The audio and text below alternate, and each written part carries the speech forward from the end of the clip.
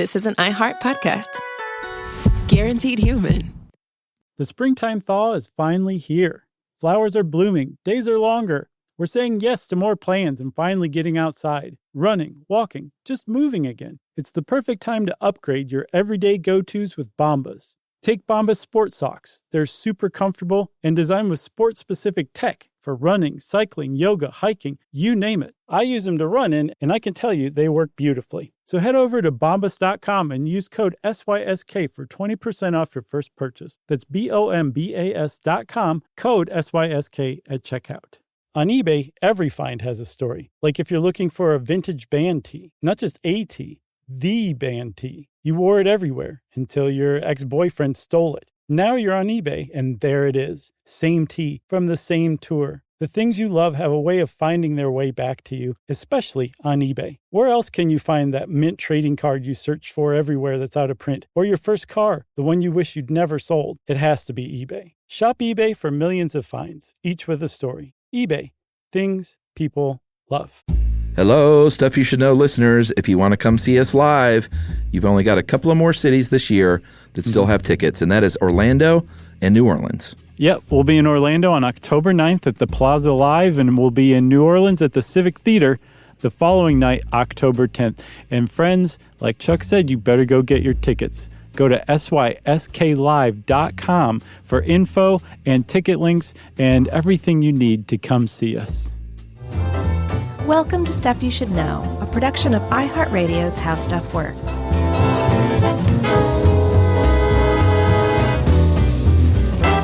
Hey, and welcome to the podcast. I'm Josh Clark. There's Charles W. Chuck Bryant. There's Jerry over there, and the three of us are going riding on the freeway of love in a pink Cadillac. There's no looking back. Jack? Who is that, Aretha? Yes. Good song for later stuff. For sure. That and then Knew You Were Waiting with George Michael. I mean, come on. Yeah, I mean, it doesn't hold up to me against like the stuff from the 60s and 70s, but... You're like, it's no Zeppelin. No, I'm just talking about Aretha's earlier work. I know. Yeah. I know what you mean. I would have liked to have seen her sing with Zeppelin. That would have been neat. Yeah, it would have. Well, I wonder what song she would have sung. I don't know. How about... Whole Lot of Love? Whole Lot of Love. We'll go with that one. Yeah. All right. Well, we need to get to reanimating Aretha and John Bonham. Mm-hmm. All right, Chuck. Enough of this. It's high time that we got to talking about the United States highway interstate system. Yeah. I love this stuff. I do too. I was like, what is it about this that I do love? Because I've been meaning to do this one for a really long time. And I guess it's the fact that it's a huge, massive public works. Yeah, things. That's where it gets me. Civil engineering. We kind of have a thing for civil engineering, don't we? I think so, man. Like subways and bridges and like all that stuff seems to delight both of us. But then also the other thing I like about it that really kind of came to the fore through this research is the enormous impacts, both like good and bad, that this huge, massive, sweeping public work project had on America and still has today. Like just completely restructured America inside and out. Yeah, and this also makes me want to commission a piece on the suburbs. Yes, dude. I think that's a great idea. That's a big one to unpack. And commission a piece. I'm glad you said that because this is based on an article written by the great Ed Grabanowski. The Grabster. That's right. So we should probably say what we're talking about. If you've never been to the United States, or if you've never been out of your house and you live in the United States, the America... has a really extensive system of roadways, like really, really fast, really well-designed interstates. That's what they're called. They're highways, they're expressways, speedways, whatever you want to call them. But they connect every major city in the United States to every other major city in the United States. You can get anywhere from anywhere. And there's something like 48,000 plus miles of interstate, just interstate, not highways, not byways, not roads. I think that comes to something like 150,000 miles. But there's like 48,000 miles of just this incredibly well-engineered, well-constructed, super fast road artery system. Cardiovascular system for cars in the United States. Yeah, it's kind of what it looks like sometimes on a map. Mm-hmm, for sure. It's like a central nervous system for the U.S. So shall we go back in time a bit, though? I think we should, but we had to lay down what we were talking about first in complete contrariness to the standard SYSK fashion. That's right. Okay, so let's go back in time, Chuck. So we're going back to the beginning of the 20th century here, and at the time, roads in the United States, and we're talking about, roads outside of the major urban centers. They had a little bit better roads, but the rural roads were not good by any standard. They were dirt roads, so when it rained, and we're not even talking gravel roads, we mean literally dirt roads. Yeah. Which seems like a catch-all term, but a gravel road is much, much better than a dirt road. For sure. Because I've lived on both. Oh, fancy man. You lived on a gravel road? Yeah, growing up, I had a gravel road until I was like 10 or 11. They paved it. When did you live on a dirt road? Before they put gravel down. Oh, okay. So you lived on the same road, but it was a dirt road once, and then so I think when they put the gravel down, that's called an improved road. Yeah, it went from dirt to gravel improved to paved, which and I've said this on one episode, but I remember very distinctly when they paved it after my whole life going up that gravel road. It felt like we were driving on pudding. Oh, yeah. It was so smooth and weird, and we felt so modern. So you grew up on a road back in 1906, chewing tobacco and working in the mines? Is that where you grew up? No, it was the 70s, but it was just a dead-end road. It wasn't a big neighborhood, which I'm I've with you. Talked about before. I'll bet that was a pretty big difference in feeling when you had it paved. It was really weird. But rural roads at the early 20th century were dirt, and when it rained, it was terrible mud. And then when that dried up, there were terrible ruts. And it was not the biggest deal at the time because cars were still pretty new and were very much for the rich. But the horse and buggy and the horse-drawn carriage did not enjoy these roads either. Sure, no. And then another mode of transportation, the bicycle, actually created something called the Better Roads movement. Good roads. Good roads movement. I like mine better. Yeah, you got good, but wouldn't you rather have better? Sure, that was probably in the meeting. Let's think old-timey folks. So the Good Roads movement was created by bicycle enthusiasts who said, like, these, dirt track, muddy roads aren't going to work for bikes. And when people started using automobiles, especially, like you said, wealthy people at first, they were like, these bike people are onto something. I'm a car guy, but the same applies. So let's kind of adopt this good road movement. And we're going to start agitating for better roads. And those better roads are, like you said, just laying down a layer of gravel was a vast improvement over what they had before. Yeah, and there was also legislation in 1893 for what's called rural free delivery, RFD mail, because at the time, if you lived in the country, you went and picked up your mail. They didn't bring it to you. That seems appropriate. And so in 1893, they finally passed legislation that said, we need to get mail to people. And that was a big part of improving the roads as well. Right. They're never going to find out about Circuit City's newest sale if we don't get them their mail out in the rural sticks. That's right. So there are people agitating for road improvement, but at the time, it was kind of taken on by the wealthy people who own cars, industrialists, philanthropists, benefactors. This is all like within the first 20 years of the 20th century, I think, where clubs were formed where they said, we're going to take over responsibility for improving roads and just basically getting things up to snuff so that we can drive our cars on these things. And I think they did it fairly locally at first, but by 1913, the Lincoln Highway was built. And that was the first transcontinental highway that was basically built for cars. Yeah, it went from Times Square in New York to Lincoln Park in San Francisco. Yeah.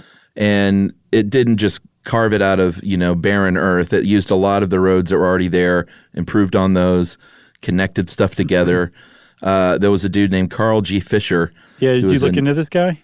Yeah, he was an entrepreneur from Indiana, real estate mogul, and a really big-time auto racing enthusiast who had a way of marketing and like drumming up support for stuff like this. Yeah, he was big time into racing cars, but he had like such severe astigmatism. He had like Coke bottle glasses, but he still raced cars. And he actually set the record, the land speed automobile record. He made it around a 2 mile. He made it around a track, 2 miles on a track in 2 minutes. Broke the record. Wow. That's not a joke. That's adorable. It is. It's pretty cute, isn't it? Yeah, he had to calm down. He took 5 days for his nerves to, stabilize after that top speed. But he was the champion of this highway, the Lincoln Highway. It became famous for, kind of like Route 66. We did an episode on that. Lincoln Highway was notable for its famous roadside giants and attractions and things just like Route 66 was. Yep. So then, but still there was this idea that private groups of auto enthusiasts were kind of the ones who were responsible for taking care of roads or designating highways, that kind of thing. And this group called the American Association of State Highway Officials. Now it's the American Association of State Highway and Transportation Officials. They sound like this very legal, important group, and they are, but they're not an actual like government group. They're a non-government organization that basically started in, I think, 1914, saying we're in charge of saying what the best practices are for roads, what roads should be made into highways, and they managed to basically insinuate themselves in between the government and the highway system and said, hey, these roads should be highways. Why don't you go fund and improve these roads right here? And the government said, sure, we'll do that. And that's kind of how we started to get our first highway system. Yeah, so they were 1914. Then 2 years later, the Federal Aid Road Act came along to provide funding. And I guess future libertarians started to weep because the public couldn't take care of their own roads anymore. Or maybe they were sad because it came clear that the public taking care of its own roads was not a workable solution for the future. Right. So they had to rely on the federal government to come in. And they did. And this group, as you said now, the AASHTO, not only did they designate highways and connect cities, but they said, you should get funds. This road should be improved. We need to get a numbering system. We need to get signage that makes sense. And we'll get to the numbering system, but the basics of it are that highways are numbered in reverse order from interstates. Right. Because what you don't want is like those numbers to be too close to one another. Right, which actually led to one of the quirks of the U.S. interstate system is that there's actually no I-50 in the United States because there's a U.S. Highway 50, and they would be in the exact same spot, basically. That's right. And U.S. Highway 50, I looked into it, it's called the loneliest road in America because it goes through some of the most desolate stretches in the entire country. It doesn't look like a fun trip to me. Where does it go through? The flyover states, basically. The drive-through states? Kind of, yeah. But it's like it goes, I can't remember exactly where it goes through, but from what I was reading, it's like there's huge, long stretches between gas stations and towns and stuff like that, far more than the average, even back road highway. Interesting. Yeah. I'm wondering, I'm just trying to think if I've been on it. I'll have to look at the map. I wondered if Yumi and I had been on it between Scottsdale and Las Vegas because I was like, man, we were definitely on some desolate stretches. No, that was, I think, like 93 or something like that, or 60, maybe 60. It wasn't 50, though. Yeah, when I did my big out west trips, I was definitely on some roads where I thought if I have car trouble, the buzzards will be circling. Doomed. Yeah. Yeah. So the highway system's going, not the interstate system yet. Yeah, that's a big thing to remember. We're talking about two different things here. Yeah, big diff, because these roads were still, most of them 2-lane roads, and they still had some, dangerous curves, and they had stoplights, and they went through little towns and big towns, and they were just connected together, at least. That's right.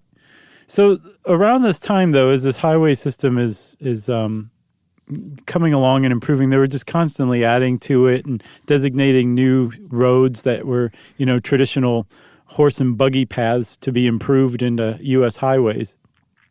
The automobile is becoming more and more important. It's going from, a luxury of the very rich to something that just about every American was starting to depend on, especially people who didn't live in the center of a city. Right. So as the car gets more important, the highways start to get more and more important. And people started to say, look, I think we might be able to do better than what we have now. And that actually was the fire that ignited the interstate system as we understand it today. That sounds like a great time to stop. As I was saying it, Chuck, I was like, God, this is such a great segue into a message break. Yeah, we'll take a little break and come back and talk about FDR right after this.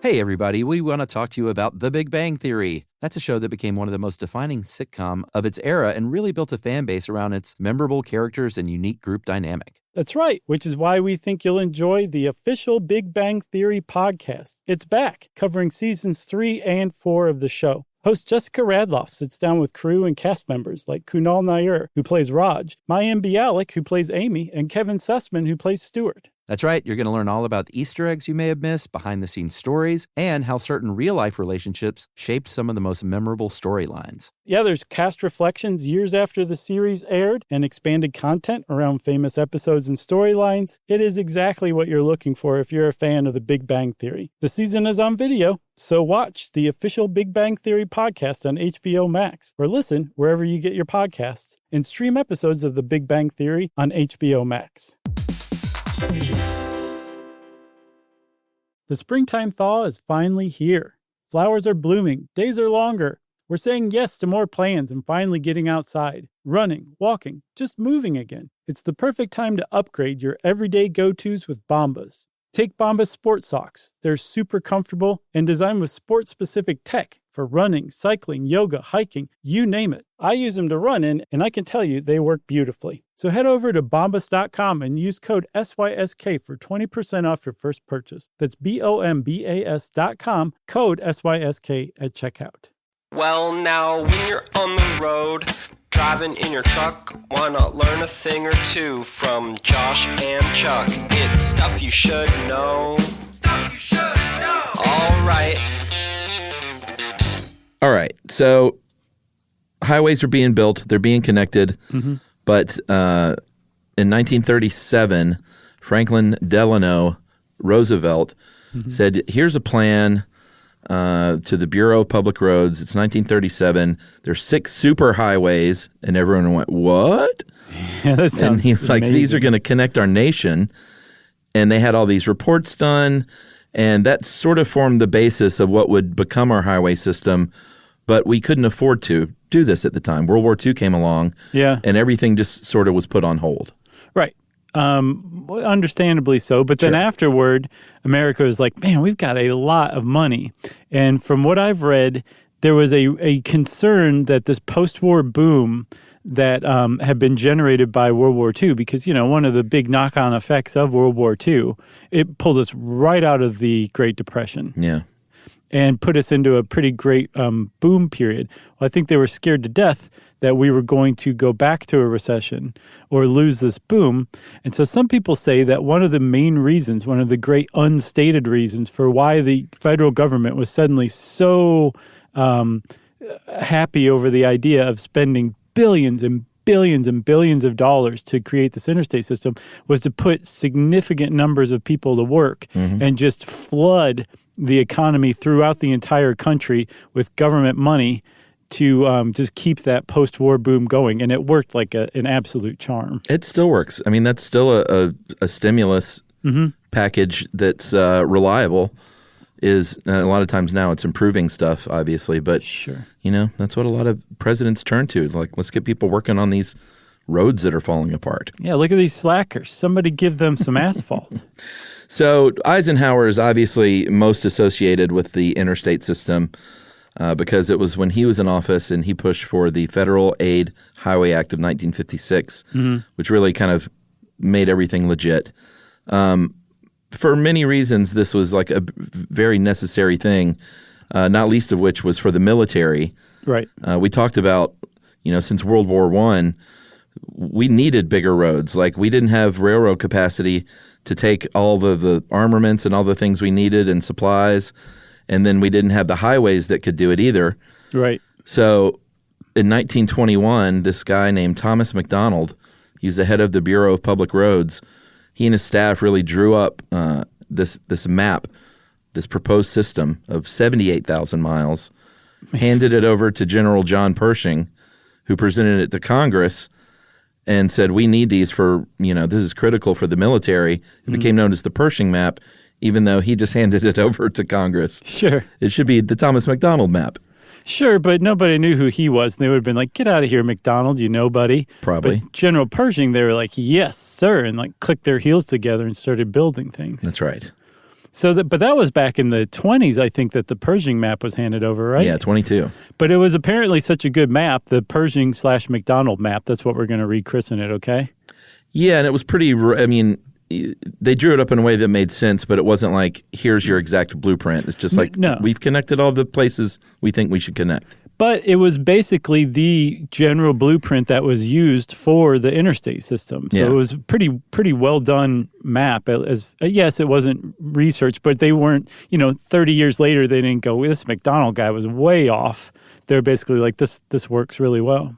That's right. And Eisenhower himself had traveled the Lincoln Highway during World War I in a military convoy, and he was like, this kind of stinks. Yeah. And all the military brass in Europe saw the Autobahn, and they saw the highways in Italy, and they were like, we need some of this stuff. Plus also not just the military, but related to the military. This was done during the Cold War. This is 1956 that the legislation was signed into law to create the interstate.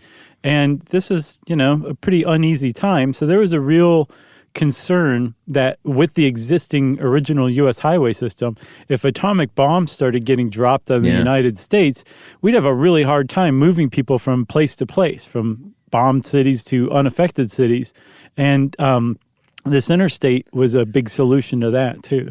Yeah, and not to oversell the military importance, but it was literally called at first the National System of Interstate and Defense Highways. Right. Defense highways. Yeah. Interesting. At least it's not the offense highways, you know what I mean? Sure. Like they're real aggressive. They poke you in the chest while they're talking to you. Defensive driving. So there was another reason. There's a whole list of reasons. A lot of people say, oh, it was all military. That was a large part of it, but that certainly was not the only reason that the interstates were built in the United States. Another one was that people were starting to move into the cities more and more, and they had been for decades already. People were leaving their farms for factories. But this was putting an enormous strain on the cities themselves, this huge influx of people that the infrastructure couldn't really support. So they said, well, wait a minute, if we build these interstates, we'll be able to more easily connect these rural areas with the cities. And then I've got this genius idea. The people can continue to live in the rural areas, but go to and from work each day in the city. Yeah. What do you think about that? And everyone said, that's probably the best, most flawless idea anyone's ever had in the history of the world. Right. And then cue upcoming podcast on the suburbs. Right, exactly. And exurbs. Nice. I think we just did like a choose your own adventure wedge in there, Chuck. That's pretty sweet. Another couple of reasons, leisure travel. People getting in their car with the family and going on a vacation, driving cross country to see these roadside attractions and stay in hotels and swim in swimming pools. It was all very new stuff in America. Sure. Safety. Yep. Interstates no matter which way you slice it, are a lot safer, even though you're going faster, a lot safer than these highways that they had out there. Yeah, which is really funny to think of. If you, like, I think of highways, like crash on a highway, it's just like, limbs everywhere and just blood all over the place. But the thing is, like, yes, you can get into big, serious trouble going very fast on a highway or on an interstate. But on a highway, you don't have things like this designated set distance between the incoming and oncoming traffic. Yeah. You don't have like gentle slopes to the shoulders so that if you do, fall off the side of the road, you're not necessarily going to barrel roll. You might just like keep driving straight. There's all these designs that are created to make highways safe or interstates safer than highways. And part of it is like you can't get in a head-on collision with another car. It's basically impossible on a United States interstate. Well, and unless somebody gets on going the wrong way, which happens. It does happen very infrequently, but yes, under normal conditions, right. You're not going to veer out of your lane. You'll veer into the median and go, what the heck happened? I'm driving on grass. Right, exactly. There's two other things that make interstates distinct from highways that improve their safety tremendously. One is that they're controlled entrance and exits. Yeah. Right. So that means that when you get onto a highway or an interstate, man, I'm going to do that all episode apparently. You're traveling in the same direction as traffic. Yeah, already. And ideally at speed. Right. Like so I remember very distinctly in driver's ed, the first time I merged onto the highway and how nerve-wracking that is, and the dude telling me to punch it. And I'm like, but the speed limit. And he was he correct. Said, we're going to die. He was correct in saying, like, no, man, it doesn't matter. Like, you got to go as fast as they're going or it's dangerous. That's right. But that's a huge difference than, say, like a highway where somebody turns right into traffic and all the people behind them have to slow while they speed up to the flow of traffic. So that's a huge thing. And then also the reason why people don't turn right onto the highway is because any crisscross with the interstate, I should say, did it again, any crisscross with it goes over. Like it's a bridge. You have an overpass. That's how you get across the highway. There's no stoplights. There's no, somebody just driving, perpendicular with the flow of traffic. You go over that with an interstate. I love that at the beginning of this, he said, this is a very important distinction. You should have said, which I will fail to make over and over. Which I will blur in your mind forever. And then one of the other big things, and Ed said they don't have stoplights. There are traffic lights now in a lot of cities to more safely get you onto the highway, but they still give you enough ramp time to get up to speed. Right. That's to ease congestion. Yeah, just so there's not 100 cars trying to pile on at once.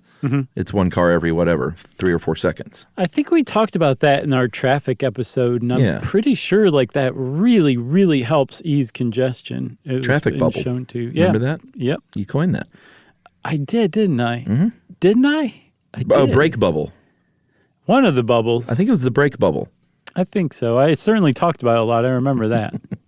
And then one of the other big reasons, kind of jump back here, why we needed these highways. I'm sorry. Jump back. Here we go again. Interstates. Right. Was simple economics. If you could get these urban centers connected to rural towns and these efficient roads where you could ship goods faster and further than you ever have and extend the range of the workforce more than you ever have, it cannot be overstated what that did for the American economy. Yeah, because, connecting those rural areas and eventually suburban areas, it's like you have a way bigger workforce pool if you're a company located downtown than you did with these highways because, the commute would have just been unsustainable, unbearable. It's already bad enough on the interstates, but with just, original U.S. highways, you couldn't do it. Yeah. Here's, to me, one of the more interesting parts of this is that originally the U.S. interstate system and Eisenhower wanted them to all be toll roads because he's like, what's better than having something that people it pays for itself. But they did all these studies, and it turns out, and I think this is still pretty much true, toll roads aren't a super great idea, and there have to be very specific conditions wherein a toll road will actually pay for itself or even, bring in a profit. Right. Like it has to be in a very heavily trafficked area. Yeah. And then there has to be basically no other alternative but that road to get from point A to point B. Yeah. Otherwise, people are just going to say, I'm going to save my nickel or whatever it was back then. That's why, remember 400, Georgia 400? Sure. It was really successful as a toll road because it was so successful that it paid for the road. It paid for itself within 20 years, and they ripped the toll booths out because Republicans were in charge at the time. They said, no more tolls. Do you remember?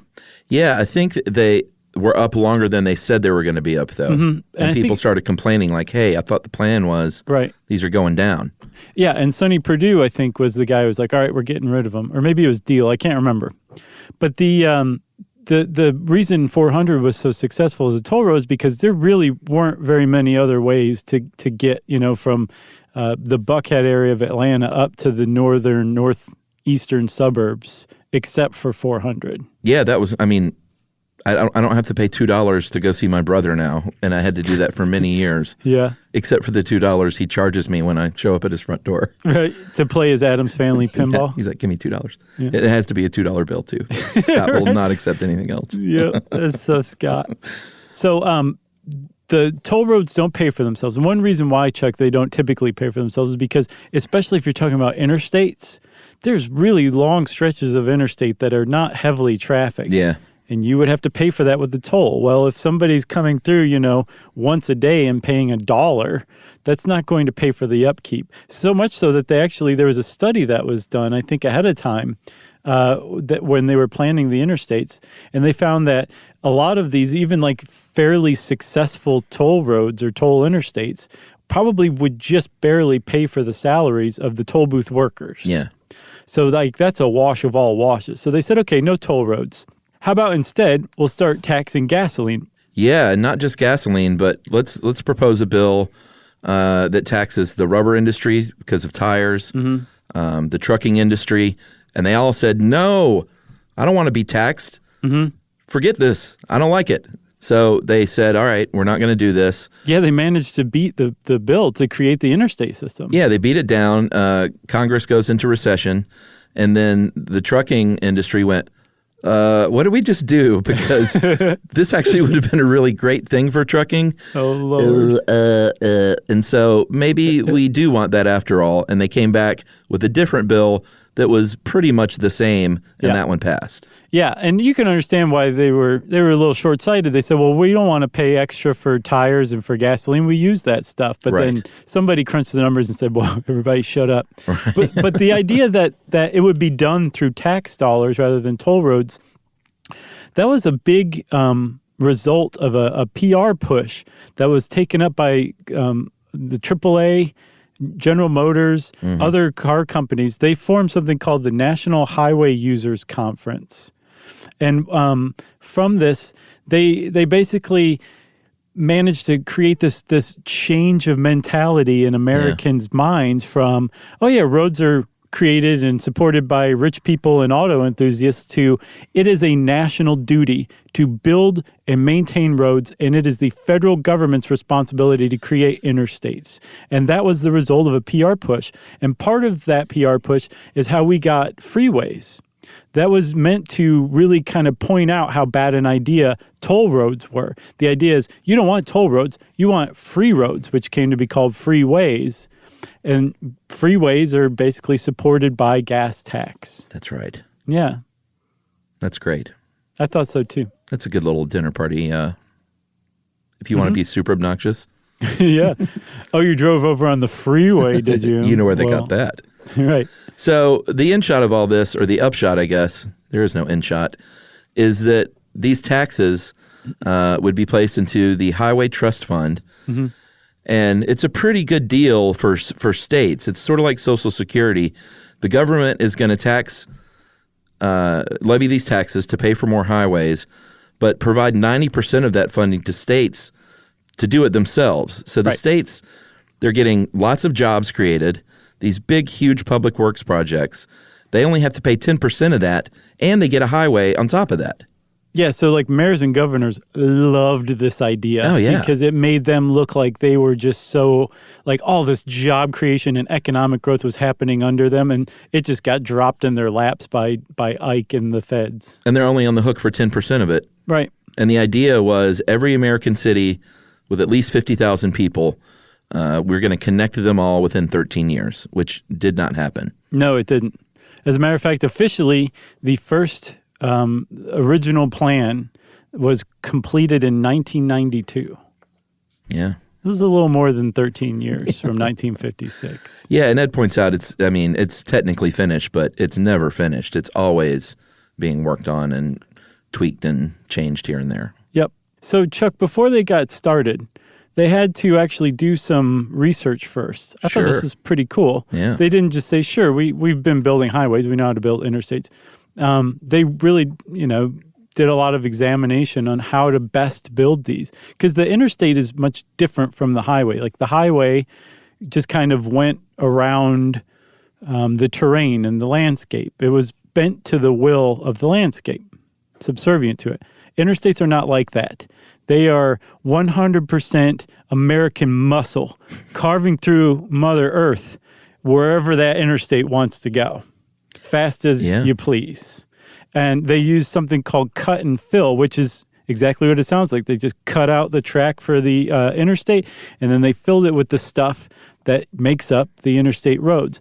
But to figure out what to use for the interstate roads, they actually did a tremendous amount of research first. Yeah, they this is really cool. They built these test tracks near Chicago, Illinois, and assigned a U.S. Army company to live there for 2 years and load up trucks and drive them around 19 hours every day for 2 years. It sounds so awful. To see, like, you can't just willy-nilly build a road that's supposed to last forever, with upkeep, obviously. But you got to really, really test this stuff out over time and weight and duration to make sure that it holds up. So they had to do all this to determine how thick it needed to be and what the layers need to be and what the final top layer is going to be. Mm-hmm. And not only that, they had to decide, like, hey, what about signage? It's got to be all the same.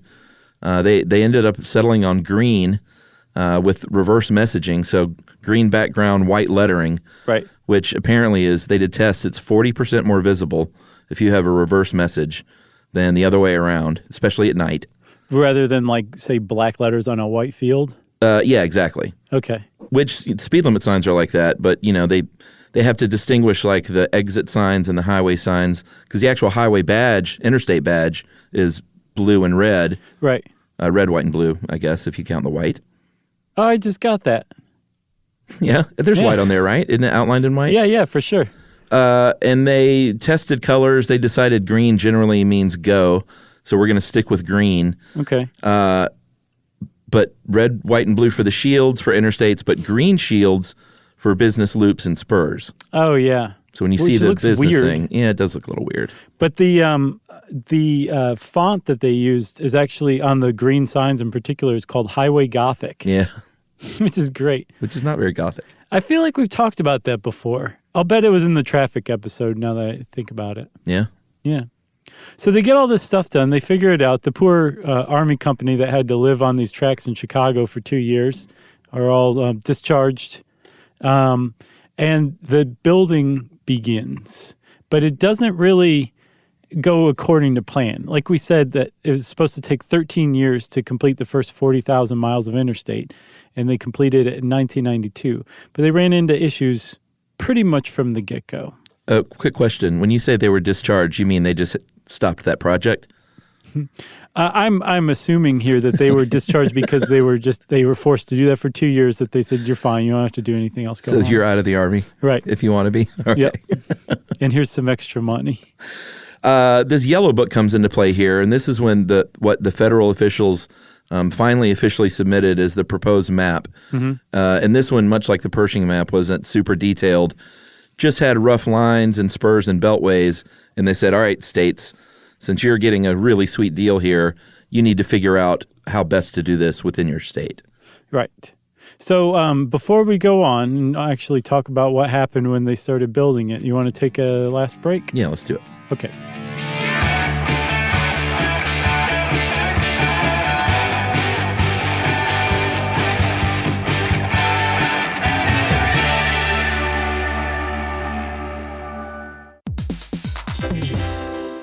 Hey, everybody, we want to talk to you about The Big Bang Theory. That's a show that became one of the most defining sitcom of its era and really built a fan base around its memorable characters and unique group dynamic. That's right, which is why we think you'll enjoy the official Big Bang Theory podcast. It's back, covering seasons 3 and 4 of the show. Host Jessica Radloff sits down with crew and cast members like Kunal Nair, who plays Raj, Mayim Bialik, who plays Amy, and Kevin Sussman, who plays Stuart. That's right. You're going to learn all about the Easter eggs you may have missed, behind-the-scenes stories, and how certain real-life relationships shaped some of the most memorable storylines. Yeah, there's cast reflections years after the series aired and expanded content around famous episodes and storylines. It is exactly what you're looking for if you're a fan of The Big Bang Theory. The season is on video, so watch the official Big Bang Theory podcast on HBO Max, or listen wherever you get your podcasts, and stream episodes of The Big Bang Theory on HBO Max.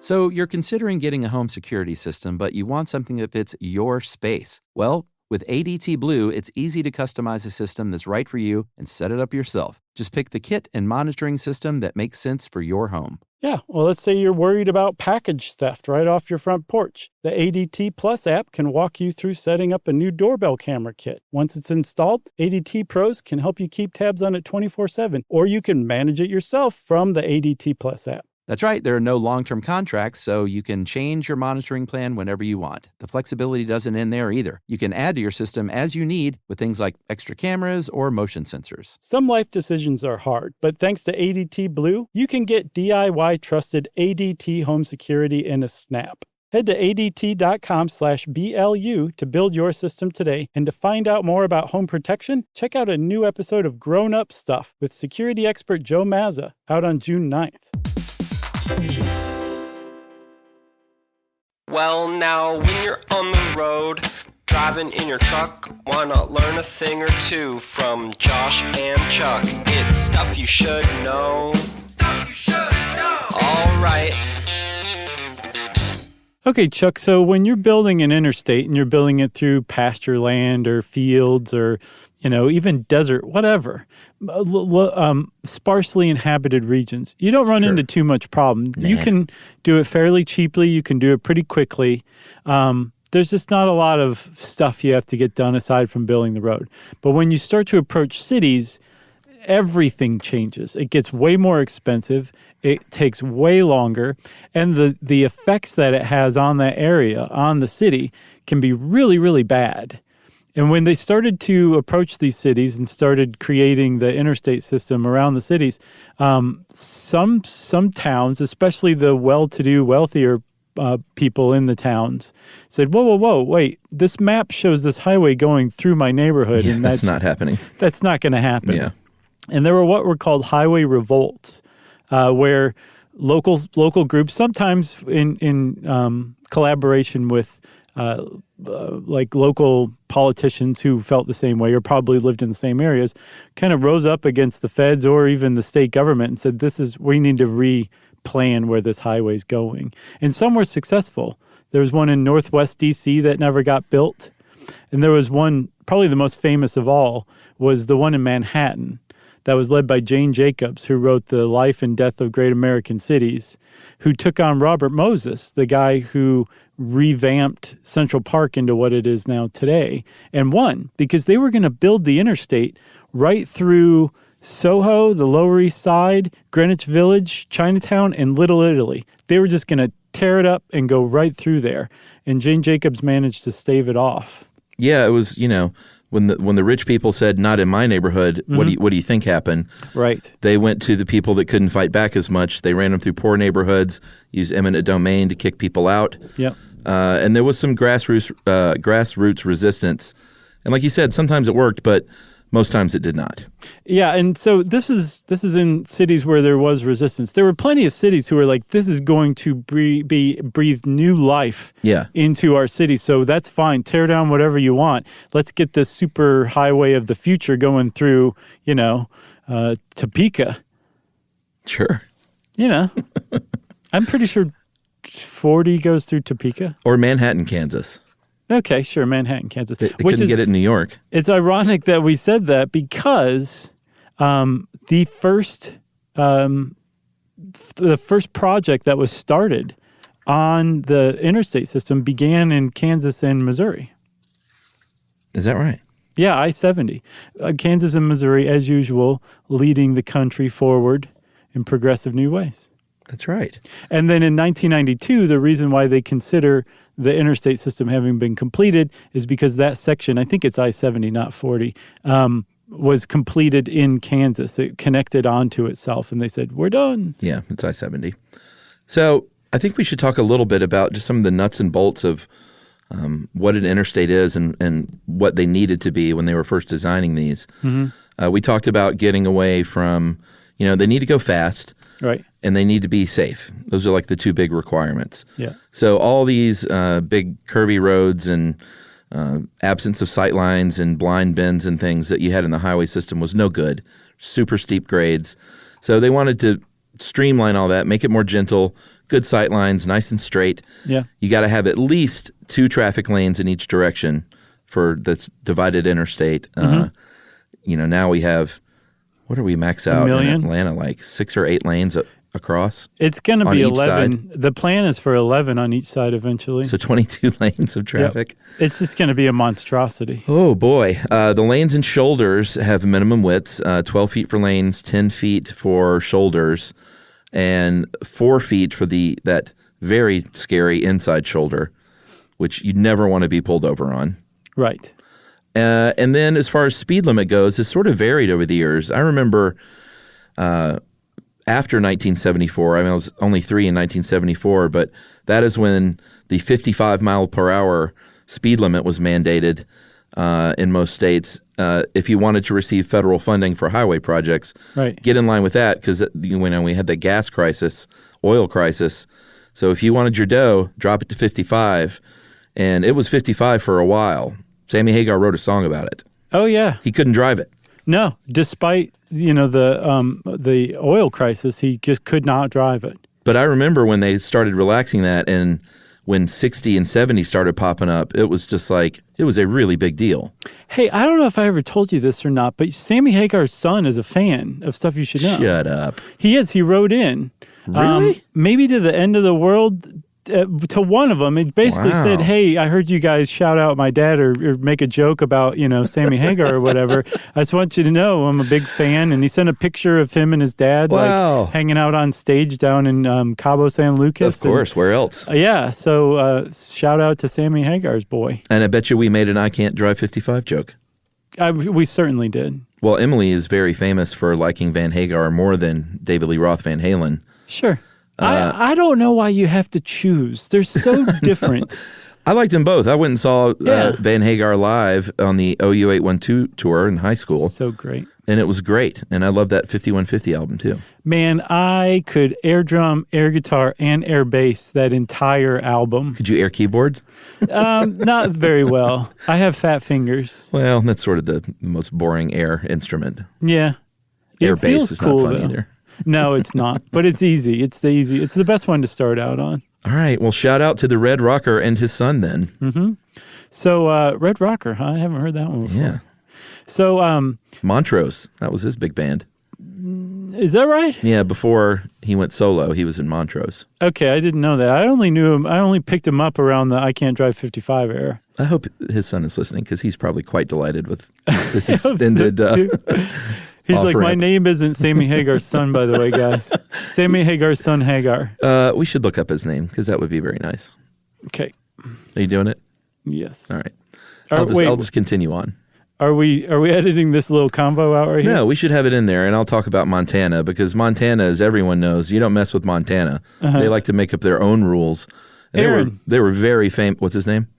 Oh, man, he's got 2 sons, Aaron and Andrew. It's one of the 2. Maybe both of them are fans. I bet you they are. Okay. So Montana is very famous for saying, like, we just are going to drive however fast we want to drive. Mm-hmm. We may not even have a speed limit for a while. It became known as the Basic Law, and it was the speed limit in the daytime was whatever is reasonable and proper as determined by us. Mm-hmm. You hear me? Right. No one's going to tell us, like Sammy Hagar, to drive 55. Don't tread on me. I think that's Vermont. Oh, okay. Is it? No, that's the Tea Party. Aaron Hagar I just found his email. So forward that to me, will you? Yeah, sure. So Montana eventually, I think right now, they do have a daytime speed limit finally. But I'm not sure what it is. It's probably like 95. Yeah, it probably is pretty high up there, actually. But the idea of just not having a numerical speed limit which apparently they did for a little while, that's just astounding. Yeah, but the idea of driving 60 through rural Montana is ridiculous. Well, yeah. You need to be going 80. Right, exactly. I'm guessing that the cops probably look the other way. Yeah, cops in Montana. They Right. got smaller fish to fry. So, I mean, because you can go so fast, that's the danger of the highways. But again, because it's closed access or controlled access, where there are very few places you can get on and off, and those places are designated and designed for you to get on and off of the highway, that the rest of the highway is just for going, it is typically safer. I don't think we said, compared to highways, an interstate per million car miles driven. Is it a million or 100 million? I'm sorry, you're right. I believe per 100 million. I'm tap dancing here because I cannot find it. Per 100 million car miles driven. I know that the interstate death toll rate is only 0.8. Right. And the I knew highways that are part more. too. The highways are more. That's what we're going with stats wise. I got it right here, friend. 1.46 deaths for all other U.S. roads. That's per 100 million vehicle miles driven. Yeah. On interstates, it's 0.8 deaths per 100 million vehicle miles driven. So That's a substantial, almost half the rate of fatality as every other U.S. road. And it's because of the way it's designed. Even though you can go really, really fast, the thing is designed like bumper bowl to where you can't really get a gutter ball very easily. So here's the thing. We talked about all these, like you got to have a median this big and, all these regulations that define what an interstate is. Mm-hmm. That's not 100% the case everywhere you go. There are plenty of examples of turnpikes and throughways that were sort of grandfathered in here and there, toll roads that were grandfathered in, states that don't have the medians that they need or do have some steep grades and curves just because of the terrain and stuff. Or, speed limit differences. And they relaxed some of that here and there. So that stuff was more of a general requirement, not like the hard and fast rule and the fist will come down and you will not be an interstate unless you have a median, that kind of thing. Right. Yeah, the stuff that got grandfathered and is still around. But when they rebuild these roads or update them or improve them, which is constantly going on, they're going to get rid of that light and put in an overpass instead. That's right. So when you have like a public works project this big, and supposedly this is the biggest in the history of humankind, does that sound right? I mean, some have said that. Okay. We're going to go with that because we live in the USA. But when you have a project that big, it's going to have some weird quirks and foibles and that kind of stuff. All the Dave Barry adjectives. Yeah. And one of the things is that because of the way that some roads come up against one another, you have something called concurrency, where sometimes two different interstates will share the same roadbed for a stretch. Yeah. And so you can literally be driving on two different interstates by name. Right. And then in one particular stretch of Virginia, 10-mile stretch around where Virginia and Tennessee come together, there's a concurrent stretch that's technically a wrong-way concurrent stretch. Oh. Did you know about this one? No. Yeah, so there's a stretch in Virginia, Interstate 81 and Interstate 77, and they're concurrent. So when you're driving on this 10-mile stretch, you're on both of these interstates. But the weird thing is 81 and 77, because they're odd-numbered highways or interstates, they run north to south. But this 10-mile stretch runs east to west. Pretty weird, right? Yeah. It gets even weirder, Chuck. For this wrong-way concurrent stretch of highway, this 10-mile stretch, you're actually going on I-81 north, but I-77 south, when the actual direction of travel you're on is going east to west. Yeah, I mean, when you think about perimeters, too, there are times in Atlanta around the 285 where is it marked north or is it marked west? Mm-hmm. Or is it marked south or west or north and east? It's very confusing. Depends on where you are in that circle. Right. And we should say that with the interstate numbering system, we got to talk about that. It's not meant to be a navigational guide. It's meant to keep from duplicating the same interstate route in different parts of the country, and for the same interstate or for same numbered interstates to come up against one another. They're meant to keep everything quite separate. Yeah, from the beginning, they were like, get a map, people. Right. Like, don't rely on these signs to get you places. No. So if you are looking at a map of the United States going from the west to the east, odd number highways that run from north to south, the low numbers start in the west. So I-5 is the first one, and that's over in California. That's right. Great highway.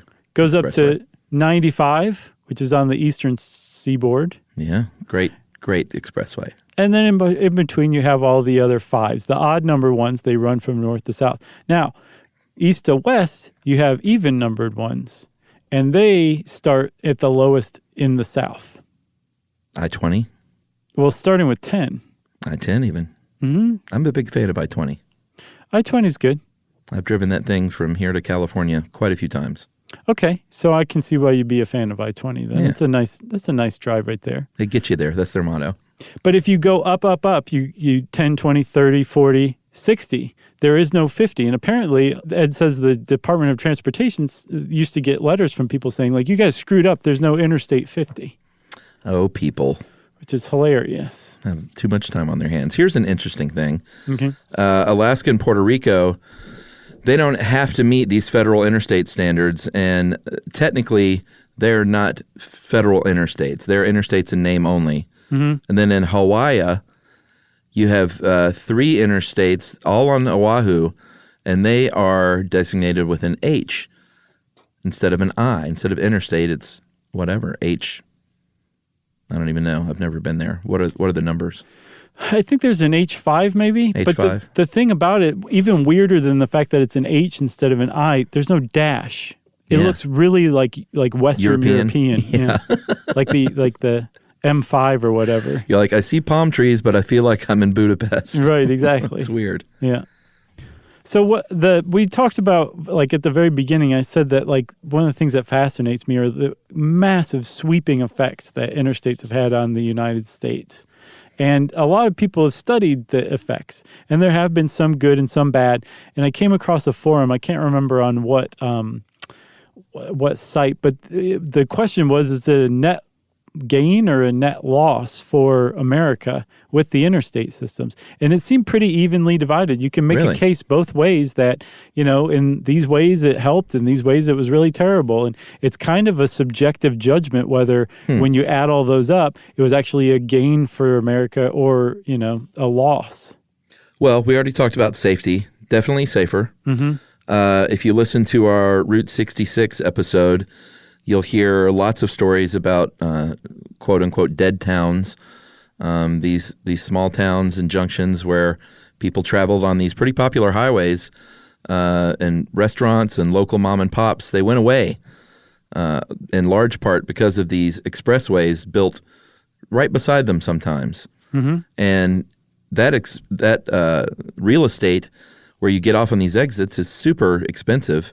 Right. So it's not like you're going to see very few, ma and pa restaurants at these exits. You're going to see the major chains, the major gas stations, and major restaurants and shopping centers, all right there, kind of congregated on the highways. Right. So that produced homogeneity across America. Yeah, the interstates. There I go. But that created this sense of homogeneity where it was like the same national brands. The only ones who were big enough to buy up this real estate were the ones that you find at any given exit, the same handful of them across the United States. So it lost its local flavor. For sure. That's a big effect. That's a huge loss for America. Yeah. Rail use definitely declined. Mm-hmm. Trucking definitely improved, or benefited at least. What else? Ed says crime, which is something I never really thought about, but there have definitely been a lot of interstate killers who could pick someone up at a truck stop and kill them and get on that highway and get out of there quick like. There was the I-5 strangler, the I-70 killer. a series of murders along I-40. I think that was like where they were like people were driving around shooting other people at high speeds on the highway. Do you remember that Yeah, in like sure the do. 80s or 90s? Yeah. Can't have that without the interstate. No. So, that's an effect. But another way that it affected crime too is found really pronouncedly in L.A. Like L.A. became the bank robbery capital of the world, from what I understand, at least the United States. And the reason why is because its massive system of interstates throughout the entire city allowed for really easy escape routes for bank robbers. I could see that. There's a really great article by, I think his name's Jeff Manoff. Anyway, he has the building blog, and it's really interesting. I'll see if I can find it. I'll tweet it out. It's a really great article. I should have looked it up. Yeah, so in the end, like you said, I guess it's sort of split on how people view this. It's hard to measure some of these effects and put like a number on things like the death of the mom and pop store. Some of those are a little more esoteric and emotional. Mm-hmm. But it is interesting to think about. Yep. I like them. Yeah, I like them too, but at the same time, it stinks that they're super congested. And sometimes the city's better than suburbia, but, the interstates funneled people out into suburbia. Yeah, urban sprawl. Yeah. But yeah, it's fascinating to think like it's got the good and the bad. Just the sweeping effects are just so ingrained that they're tough to see sometimes, Yeah. I got one more thing, actually. Oh, okay. The whole notion of the, especially in California, of putting the word "the" in front of the highways, the 134, the 210, the 101. Okay. Whereas here on the East Coast, we say I-20, I-85. Right. It is not just an LA thing. Apparently, it's a lot of the Western states, especially on the West Coast, because my friend and fellow podcaster Adam Pranica was in Atlanta recently, and he said, "Do I take the 20?" And I just thought it sounded so funny. Did you say, did you hit your head? And he's a Seattle guy, so they definitely say it there. And I was just kind of curious where that came from. And that's just a holdover. Like you mentioned, California had some of the first freeways, not interstates, but just larger highways. Mm-hmm. And they were named. It was before they were numbered. So this was in like the 1940s. They had the Santa Monica Freeway, the Cahuenga Pass Freeway. It was designated by where it went. Right. And they were, it would make sense to put a "the" in front of those. And that just sort of held over. Once they started numbering them, they couldn't shake it. But even still, we still didn't use "the" back then, because if you think about it, there was a famous highway from Indiana down to Miami called Dixie Highway. And here you call it Dixie Highway or Old Dixie Highway, not the Old Dixie Highway or the Dixie Highway. We just don't like "the" here. Maybe so. It was a West Coast thing. It was too hot and everybody had too much hookworms to say "the." I guess so. It was unnecessary. So if this kind of thing floated your boat, go check out, I read many good articles, but one was by Linda Poon on City Lab. Look that up. Another was by a guy named Joseph Stromberg, Vox. And then that Jeff Manna, he doesn't have the building blog. He has Cabinet is the name of his site. And that article about LA being the bank robbery capital is called Forensic Topology. And our own Grabster. Of course. Hats off to Grabster. And since we said Grabster, that means, everybody, it's time for listener mail. All right, I'm going to call this follow-up on the punk episode. Mm-hmm. Hey, guys, just finished listening to your punk podcast. Being a hardcore kid since I was in elementary school and a Stuff You Should Know fan since high school, I was stoked to see these two very different things that I listened to come together. First of all, I'm sorry you guys ever felt intimidated by punks. The time when punk, quote, died, end quote, is really when the scene got, in general, way more enjoyable to be a part of. The old heads got jobs and families and stopped coming out to shows that weren't the bands they listened to coming up, so the kids took over and created a more positive and inviting environment. In my lifetime, I've seen this go even further. In the last 10 years or so, hardcore fans have gone from, at times, hyper-masculine, you-know-what, measuring contests mm-hmm. to a safe place for queer kids and people of color to talk about their struggles. Wow. The scene is very much alive, from my birthplace in the upper Midwest to where I currently live in Appalachia. I am in the early stages of running DIY shows out of my basement, so if you ever want to go to a hardcore show, just let me know and make the drive up to Knoxville. Okay, that sounds fair. I promise I won't let anyone beat you up for calling the Sex Pistols punk. Wink, wink. Thanks for all the great listening you guys have provided me over the years, and please keep delving into different genres, even if you feel out of your depths. And that is from Evan, and he also sent a very nice PS just about how we've been there for him, and we want to say thanks for that too, Evan. That's really cool, man. Thanks a lot, Evan. And also, I mean, hats off for having hardcore shows in your basement. That's awesome. That is very awesome. Well, if you want to be like Evan and be super cool and hardcore and also super inclusive and nice, we want to hear from you. You can go on to stuffyoushouldknow.com and check us out on social media. Well, I pulled that one out. Or you can send us an email to stuffpodcast@iheartradio.com. Stuff You Should Know is a production of iHeartRadio's How Stuff Works. For more podcasts from iHeartRadio, visit the iHeartRadio app, Apple Podcasts, or wherever you listen to your favorite shows.